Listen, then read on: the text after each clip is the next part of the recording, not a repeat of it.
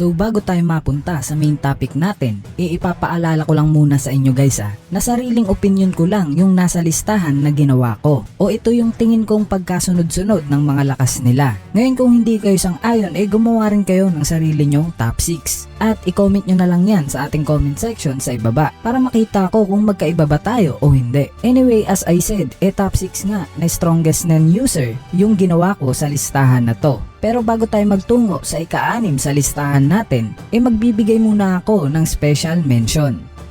Aluka Soldic. Teka, bakit nga ba hindi nakasama sa listahan natin si Aluka? Kung alam naman nating lahat na malakas siya. Well guys, si Aluka kasi wala talagang NEN ability. Ang nagpapalakas nga lang kay Aluka ang isang katauhan niya na sumasapi sa kanya na galing sa Dark Continent. At pinangalanan nga itong Nanika. Bali naghahati nga sa isang katawan sila Aluka at Nanika. At bata pa nga lang si Aluka nung sumapi sa kanya si Nanika. Kaya naman nagawa na rin ni Aluka na makontrol at masanay sa isa pang katauhan na meron siya. Hindi nga nasama si Nanika sa listahan natin dahil wala pang solid na ebidensya kung ang kapangyarihan nga talaga ni Nanika ay isang NEN ability. Anyway, ayon nga sa ilang impormasyon, posibleng daladala daw ni Sig Soldic ang kaluluwa ni Nanika nang umuwi ito galing sa Dark Continent. Bali nung nakita daw ni Nanika na ang pinakamahina nga daw sa pamilyang Soldic ay ang batang si Aluka, agad na natuwa ito dito. Kaya ito ang napili niyang sapian. So ano nga ba ang kapangyarihan ni Nanika? Tulad ng isang genie, kaya ngang mag-grant ng wish ni Nanika. Ang kaibahan nga lang, sa hihiling muna siya ng 3 request. At kapag nakumpleto na to, bibigyan ka niya ng isang chance para mag-request ng kahit anong gusto mo. So kinakatakutan nga to ng pamilya ni Aluka. Dahil sa tuwing hihiling nga ang isang tao ng napakalaking bagay, mas lumalaki rin yung request ni Aluka. Tulad nga ng mga naunang request ni Aluka, which is buhatin lang siya. Pero dahil nga ang tinupad na wish ni Nanika ay bilyong pera, ang sumunod nga na mga request ni Aluka ay naging mas brutal na. Gaya ng nirequest niya sa katulong nila na ibigay ang utak, spinal cord at liver neto, which is mahirap nang gawin. Kaya nang tanggihan ito ng katulong nila, namatay ito kasabay ng nadamay na halos 60 pang katao. Bali nung mangyari ngayon, pinakiusapan ni Killua na ang Soldic family na lang ang pwedeng humiling kay Nanika para nakokontrol ang mga hinihiling sa kanya. Anyway, kaya nga ring magpagaling ni Nanika. Kaya nang hiniling nga ni Killua na pagalingin si Gon, agad niyang napagaling ito. So kung napansin nyo ngayong time na pagalingin ni Nanika si Gon, dito lang yung scene na nakitaan natin ng aura si Aluka. Bali hindi pa nga confirm kung kay Nanika ba talaga yung aura na yon o kay Gon talaga. Pero para sa akin ang aura na nakita natin galing mismo sa katawan ni Aluka. Dahil naubos na nga yung aura ni Gon nang mag-transform ito, 'di ba? Pero oo, posibleng hinigop din ng katawan ni Aluka ang natitirang aura ni Gon kapalit ng pagpapagaling dito. Kaya guys, kung makonfirm man ni Yoshiro na ang kakayanan talaga na taglay ni Nanika ay isang NEN ability, panigurado, masasama na siya sa listahan natin. At posible na mataas pa ang magiging ranking neto. Possible na baka maging number 2 or number 1 pa siya sa listahan natin, 'di ba? Anyway, mapunta na tayo sa top 6 natin.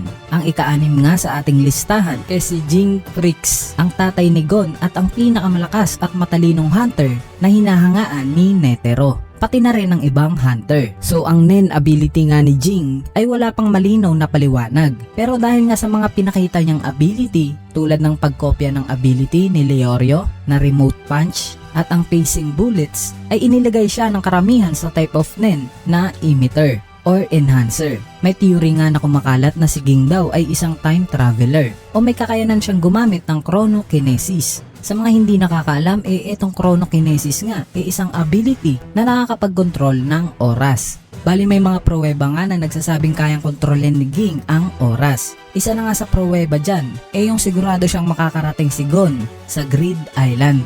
At nung pinaghanda niya si Vince para sa mangyayaring chairman election, nagawa rin makopya ni Ging ang ability ni Leorio sa loob lamang ng 2 oras. So ayon kay Mr. Wing, inabanggit niya sa manga na aabutin daw ng mahigit sa 10 taon bago matapos ang pagsasanay para magaya lang ang NEN ability ng iba. Pero ayon nga kay Ging, kailangan niya lamang na maramdaman at masaksihan mismo ang isang NEN ability para makopya niya na kagad to. Bali ang bawat NEN nga ay posibleng makopya o magaya. Ngunit kakailanganin ng matinding pagsasanay at oras para magawa to, kagaya ng ginawa ni Netero, kung saan inabot nga siya ng halos 100 taon para lang makamit ang kapangyarihan na meron siya ngayon. Anyway, dahil nga sa hindi pa rin natin nakikita yung full capabilities ng lakas na itong si Ging, nilagay ko muna siya dito sa ika-6 sa listahan natin. Ang ika-5 naman sa ating listahan ay si Zeno Soldic, ang lolo ni Killua at ang kaibigan ni Netero. Bukod nga sa matalino, isa rin siyang professional assassin at skilled Nen user na transmuter. Kinikilala siya bilang isa sa pinakamalakas at magaling pagdating sa paggamit ng Nen. Medyo misteryoso pa nga rin itong si Zeno, pero ang mga ability nga na pinakita niya na hindi lang panglabanan, kung hindi pang transportation din. Ang sinasamo na dragons nga ni Zeno ay may 3 ability. Una na nga dyan ay yung Dragon Head, kung saan ay ginagamit niya to para sa pag-atake at pang transportation na rin. Bali ito rin ang nag-activate ng Dragon Lance na maaaring makontrol ni Zeno at ipagawa ang kahit anong atake. At ang pangatlo naman ay ang Dragon Dive na ginamit ni Zeno sa Chimera Ant Arc. Ito ay klase ng ability na kung saan ang dragon ay lilipad ng sobrang taas at magpipira-piraso ito bilang maliliit na dragon, o para siyang magiging palaso bago bumagsak na parang maliliit na bulalakaw na kayang sumira at makapatay kapag natamaan ka nito. Ang ika-4 naman sa ating listahan ay si Silva Soldic, ang tumatayong ama at leader o head ng Soldic family. Tulad nga ng iba, si Silva nga rin nakarely sa sarili niyang lakas. Di na niya kailangan ng weapons para lang manalo sa isang labanan. Si Silva nga ay isa sa mga nakitaan na natin ng tunay niyang lakas. Pero malay natin sa mga next chapters may bago pa siyang ipakita sa ating abilidad, 'di ba? Anyway, sa bawat laban nga ni Silva, ang kanyang Nen ability lang ang nagiging armas niya sa pakikipaglaban. Kaya naman isang suntok nga lang ang inabot ni Chito sa kanya. Ang aura naman ni Silva kaya niyang gamitin para balutan ang buo niyang katawan. Ginawa niya na nga ito sa buong laban niya para hindi siya magalusan o maapektuhan ng anumang atake, pati na rin ng sarili niyang Nen ability. Hindi nga nagawang malason ni Chrollo si Silva dahil agad na kontrol ni Silva ang daloy ng lason sa katawan niya. Ang Nen ability nga ni Silva ay pinaniniwala ang kayang makapatay ng isang Nen Masters na kasing galing nila Zeno at Chrollo kung mapapatamaan niya lang ito ng direkta. Naniniwala nga rin ako na mahihirapan ang ibang Nen users na kalabanin itong si Silva dahil hindi nga nauubos ang enerhiya neto, lalo pat siya nga ay isang transmuter kung saan kaya niyang kumolekta ng napakaraming electricity at gawin itong 2 malaking orb na kayang sumira ng malaking gusali at makapatay ng 10 normal na tao pag natamaan. Dito siguro magiging magkaiba tayo ng pananaw dahil nilagay ko nga ng mas mataas itong si Silva kaysa kay Zeno. Dahil na rin sa una, sinasabi nga ng marami na mas malakas si Isaac Netero nung kabataan niya compare sa nung time na kinalaban niya si Miriam. It means mas malakas rin itong si Zeno noon kaysa ngayon na matanda na siya. At ikalawa naman yung kinonsider ko na si Silva nasa prime niya ngayon at siya pa yung head ng Soldic family. Kaya nilagay ko siya ng mas mataas kaysa kay Zeno. Ang ikatlo naman sa ating listahan ito yung pinakapaborito kong karakter dito sa Hunter x Hunter. Bali walang bias to guys Siya talaga yung ikatlo sa listahan natin. At yung tinutukoy ko nga si Chrollo, ang head ng Phantom Troop. Kinikilala nga siya ng mga spiders na pinakadelikado kung kakalabanin. Dahil once nga na mapag-aralan ni Chrollo ang isang Nen ability ng user, pwede niya na tong nakawin. Kaso nga lang hindi lang yun ganun kadali. Dahil may 4 nga na conditions para masil o manakaw ni Chrollo ang Nen abilities ng iba. Una na nga dyan syempre dapat makita ng aktual ni Chrollo ang gusto niyang nakawing Nen ability. Ikalawa dapat magtatanong siya patungkol sa Nen na gusto niyang nakawin. At dapat sasagot sa kanya yung tinanungan niya. Ikatlo naman dapat mahawakan ng gusto niyang nakawan ng Nen ability yung libro niyang Bandit Secret. At ang huli dapat magawa lahat ni Chrollo yung 3 kong nabanggit sa loob lang ng 1 oras. Dahil kung hindi niya nga magagawa yon sa loob ng 1 oras, babalik na naman sa umpisa yung mga conditions para manakaw niya ang Nen ability ng iba. Pero kung magtagumpay naman si Chrollo na magawa yung 4 na conditions na nabanggit ko, sobrang worth it nun. Dahil mawawala na nga sa original na Nen user yung ability na ninakaw niya at siya na lang yung makakagawa neto. Anyway, isang ang specialist si Chrollo at nakita naman natin yung lakas netong si Chrollo noong time na nakalaban niya yung mag-amang Zeno at Silva Soldic. Kaya nilagay ko ng mas mataas itong si Chrollo kaysa sa kanilang dalawa. Dahil sa alam naman ni Zeno na mas malakas kaysa sa kanya itong si Crollo. Nung time na nilabanan nilang dalawa, kasama ng anak niya itong si Crollo. Ang ikalawa naman sa ating listahan ay si Isaac Netero, ang kinikilalang most powerful Nen user nung panahon niya. Though matanda na nga itong si Netero, kinikilala pa rin siyang isa sa mga pinakamalalakas dahil si Netero nga ay nagsimulang mag-improve at magpalakas sa edad na 46 sa pamamagitan lang ng meditation at 10,000 punches kada araw. Bali na master nga ni Netero ang Nen ability niya na enhancement type. Bukod dito ay kaya niya ring maging isang manipulator, emitter at posibleng pati conjurer at transmuter din. Nakita nga natin ang full capabilities ng lakas ni Netero nung makalaban neto si Miriam, kung saan ginamit niya nga ang 100 type Guanyin Bodhisattva. Ito nga ay ang malaking statue ng Guanyin na may 100 hands na sumusunod sa bawat galaw ng kamay ni Netero pag dinidikit niya lang yung dalawa niyang palad. Meron nga itong first hand position na kung saan ay kaya na itong dampain ang kalaban pabaon sa lupa gamit lamang ang isang kamay. Sunod ay ang third hand na kayang ikulong ang kalaban sa kamay neto hanggang sa masuffocate ito. Next ay ang 99th hand na kayang mag-perform ng multiple punches sa kalaban. At ang huli naman ay ang zero hand kung saan ito nga yung pinakahuling atake ni Netero. It means nagagawa niya lang to kapag hindi na niya kayang ma-perform yung ibang ability ng Guanyin.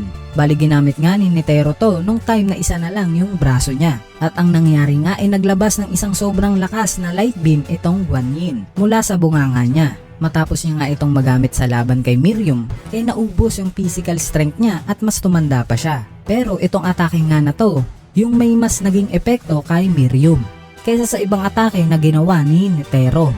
Kaya masasabi nating napakalakas na itong atake na to. Pero dahil nga sa hindi pa rin namamatay si Miriam sa supposed to be na last attack ni Netero, kaya na-trigger si Netero na gamitin ang pinaka-final attack niya. Kung saan kapag tumigil nga yung tibok ng puso ni Netero, madedetonate neto yung bomba na nakatinim sa puso niya. At tinatawag nga yung technique na to na Poor Man's Rose. Isa nga tong mass destruction weapon na kung saan ang usok neto ay magpo-form ng parang hugis rosas. Meron ding poison ang usok neto, kaya ang mga kalanghap neto panigurado malalason. So ito ngang kakayanan ni Netero talaga nga namang kamangha-mangha dahil nagawa nga niyang mamaster ang kakayanan ng Nen ability niya bilang isang normal na tao lang. At nakita naman natin yung effort niya mapatay lang si Miriam sa huli. Kaya ito ang dahilan kung bakit inilagay ko siya sa top 2 sa listahan natin. At ang nanguna nga sa ating listahan obviously si Miriam. Si Miriam nga ay isang king of Chimera ants. Technically isa siyang langgam. Pero guys, hindi lang basta kasing liit ng isang langgam itong si Miriam. Dahil may taas ngang 2 metro o 6 feet itong si Miriam. Ang kanyang Nen ability naman isang specialist type. Independent nga itong si Miriam pagkapanganak pa lang sa kanya ng Chimera Ant Queen. At nagawa niyang magpakita agad ng Nen ability. In fact, kahit nasa tiyan pa nga lang siya ng nanay niya, pinatahimik niya na agad to. Ang galing no? De joke lang. Kaya niyang mag-consume ng aura ng isang Nen user at idagdag ito sa kanyang aura mismo. Ito nga yung tinatawag na aura synthesis, kung saan magko-consume ka ng aura at mako-convert ito into energy. At kung kakainin naman ni Miriam ang isang Nen user, makukuha niya rin ang Nen technique na meron ito. Tulad nga ng ginawa niyang pagkain kila Puff at UP. So para sa akin kaya nasa top 1 itong si Miriam dahil sa pinanganak na siyang likas sa kanya ang Nen. Kumbaga literal na hari. Nagawa niyang makamit ang mga Nen ability sa pamamagitan lamang ng pag-consume ng other Nen users. Wala nang training, tamang chibog lang. Hindi na nga niya kailangan pag-aralan o paghirapan ang Nen niya dahil nasa kanya na nga ang Nen. Execute na lang ang gagawin niya. Pati na rin dahil sa kung paano siya minold ng Chimera Ant Queen, which is yung pag-consume ng rare humans. At kung kakalabanin man siya ng isa pang Nen user, tiyak na mananalo itong si Miriam. Dahil bukod nga sa mabilis siyang kumilos, mabilis din siyang mag-isip agad. Mabilis niya ring natututunan at napag-aaralan ang movements ng mga nakakalaban neto. Kaya naman ito yung dahilan kung bakit nagawang matalo ni Miriam si Netero. Kumbaga pinanganak siya na parang kakambal niya na mismo yung Nen. So paano pa kaya kung hindi lang pagkain yung ginawa ni Miriam para magka-Nen ability, 'di ba? And guys, take note lang si Miriam nga ay only 40 days old lang. Yes guys, 40 days nga lang yung tinagal niya sa mundong ito. Pero ganun na agad siya kalakas. Paano pa kaya kung mas tumagal pa siya tulad ng Chimera Ant Queen? di posibleng mas lalakas pa siya. Dahil mas malaki nga yung chance na mainsayo niya yung kakayanan na meron siya, 'di ba? And that's it. Yan na nga yung top 6 ko na pinakamalalakas na NEN users. Ipapaalala ko lang ulit guys sariling opinion ko lang yung nasa listahan na to. Ngayon kung hindi kayo sang-ayon o magkaiba tayo ng listahan, i-comment nyo na lang yan sa ating comment section sa ibaba para mapag-usapan natin yan. Kung sakaling nagustuhan nyo naman tong video na to, huwag na kayong mahiyang pindutin yung like button.